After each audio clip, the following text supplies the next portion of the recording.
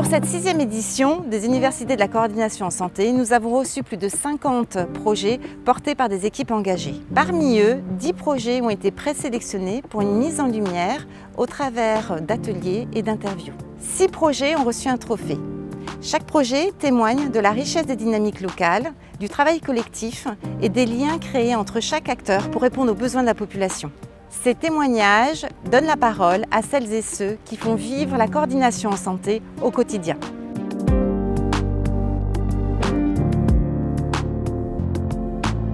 Bonjour, je suis Jennifer Giraud, je suis chargée de projet sur le dispositif d'appui à la coordination Provence Santé Coordination sur le département des Bouches-du-Rhône. Et du coup, je suis référente du projet expérimental, le dispositif de coopération territoriale en santé mentale sur un micro-territoire du grand territoire du DAC. Bonjour, je m'appelle Alia Lim, donc je suis référente en coordination de parcours sur le DAC, dispositif d'appui à la coordination, donc Provence Santé Coordination sur le département des Bouches-du-Rhône,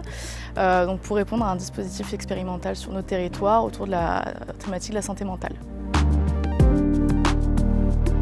Le projet santé mentale a un objectif assez clair qui est la coopération des acteurs d'un territoire autour de la santé mentale, alors autour des troubles psychiatriques mais pas que, santé mentale au sens large. L'objectif c'est vraiment de travailler une coopération efficace et améliorer la coopération et la collaboration des acteurs, que ce soit au niveau des coordinations individuelles mais aussi et surtout au niveau de la coordination territoriale. Notre objectif il est vraiment d'aller dans l'appui aux pratiques et dans l'amélioration de la coopération des acteurs parce que c'est quelque chose qui est ressorti dès le départ dans les besoins identifiés par les acteurs de territoire au moment de la création du projet. C'est vraiment les personnes des majorités jusqu'à 60 ans, 65 ans, sur des troubles psychiatriques diagnostiqués ou non, et également plus largement du coup sur des problèmes de santé mentale, voilà, pour ces parcours-là. Le projet bénéficie surtout, bien évidemment, comme l'a dit ma collègue, aux personnes elles-mêmes, mais on a aussi tout ce travail auprès de nos partenaires de territoire qui sont les partenaires classiques, on va dire, du DAC,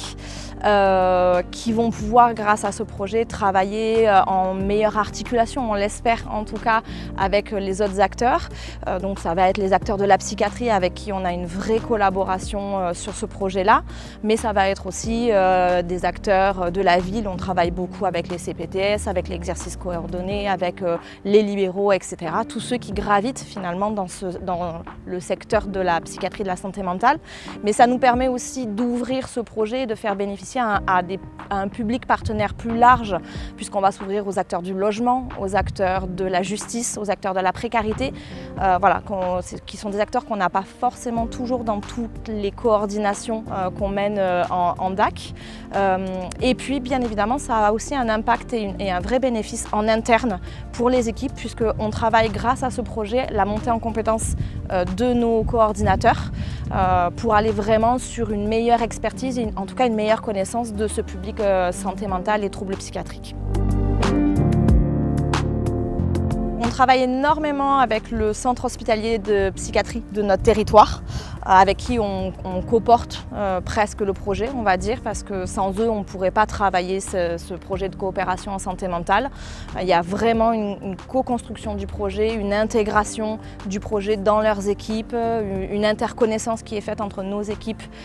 et les leurs. Et puis après, voilà, comme je l'ai déjà dit, on travaille avec tous les autres partenaires du territoire, que ce soit les partenaires de ville, du social, du médico-social, du sanitaire, de la précarité, de la justice, etc. Ce projet est innovant, déjà dans un premier temps par la portée du projet qui était à la demande du centre hospitalier psychiatrique de nos territoires, du coup pour aussi porter en fait ce projet au niveau aussi de la coordination territoriale mais de parcours individuel. Donc il y a cette confiance, on va dire, qui se crée au fur et à mesure. Il y a plutôt aussi la question du qualitatif à la place du quantitatif aussi. aussi, on part des situations réelles, donc que vit le coordinateur de parcours, en travail d'échange et un peu transversal aussi avec le chargé de projet, chargé de mission. Cette expérimentation est innovante également pour nous sur la portée qu'elle a et également sur la coopération en fait, qu'on a avec l'hôpital, enfin, le centre hospitalier psychiatrique, les équipes, les acteurs aussi du territoire, pour après permettre une réponse en tout cas apportée qui va être adaptée sur un parcours aussi, une coordination de parcours efficiente et ciblée sur ces personnes atteintes de troubles donc psychiatriques, diagnostiqués ou non, parfois en attente d'expertise aussi à ce niveau-là.